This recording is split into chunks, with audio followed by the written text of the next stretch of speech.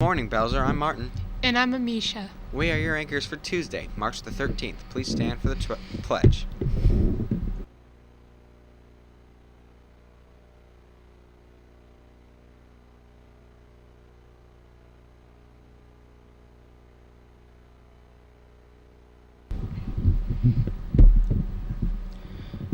Today is National Open Umbrella Indoors Day and a Silent Reading Day. Our lunch options for today will be baked ravioli, a wedge pizza, and a chicken patty sandwich. Our sides today are green beans and garlic toast. That is delicious. In national news, a startup that allowed the Nokia phone brand revealed the new version of the 8110, which was a curved phone, also known as the banana phone, that was first released in 1992 and was used in the movie The Matrix. Yesterday, an explosion occurred in the state of Texas, killing both a teenager and injuring a woman. The explosion came from a package bomb. Residents of Austin, Texas are on high alert have been told to report any suspicious packages. A leaked image of Tom Brady's nasty gash on his thumb of his passing hand appeared, and fans are going crazy about it. The image was from a behind-the-scenes look on the web TV series Tom vs. Time. The photo revealed just how bad the cut was that he received just before his game against Jacksonville. Brady. Now to Isaiah with the sports and weather.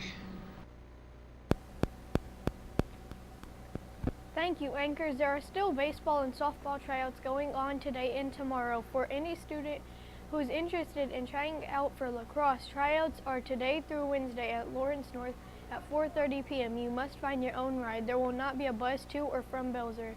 The track and field uniforms must be ordered online this year for all students who wish to be a part of the team. The order deadline is tomorrow, March 14th. The boys must order maroon jerseys and the girls must order the gray jerseys. Now for the weather. The temperature will be 37 degrees and a 1% chance of precipitation and 80% chance of humidity and wind speeds of 10 miles per hour. Now back to our anchors.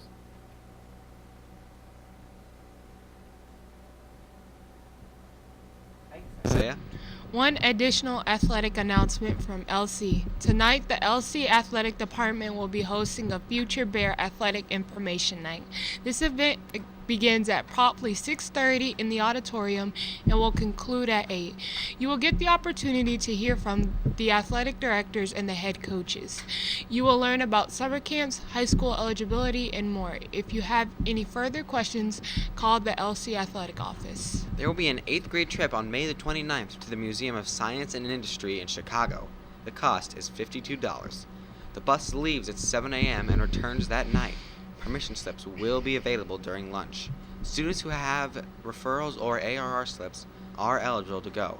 Sign up now because it's first come, first serve.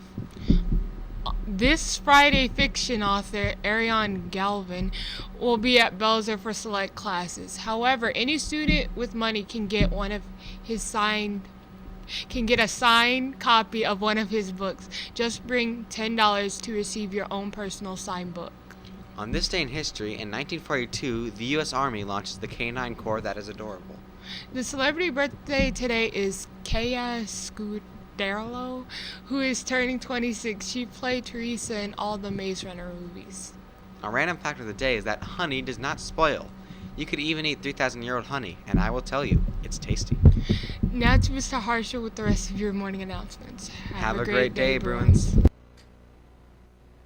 Good morning, Bruins. I just want to talk today a little bit about some things that have been going on in the news. Many of you may or may not have heard across the United States. There are many national organizations that are calling for different student demonstrations on March 14th, which happens to be tomorrow.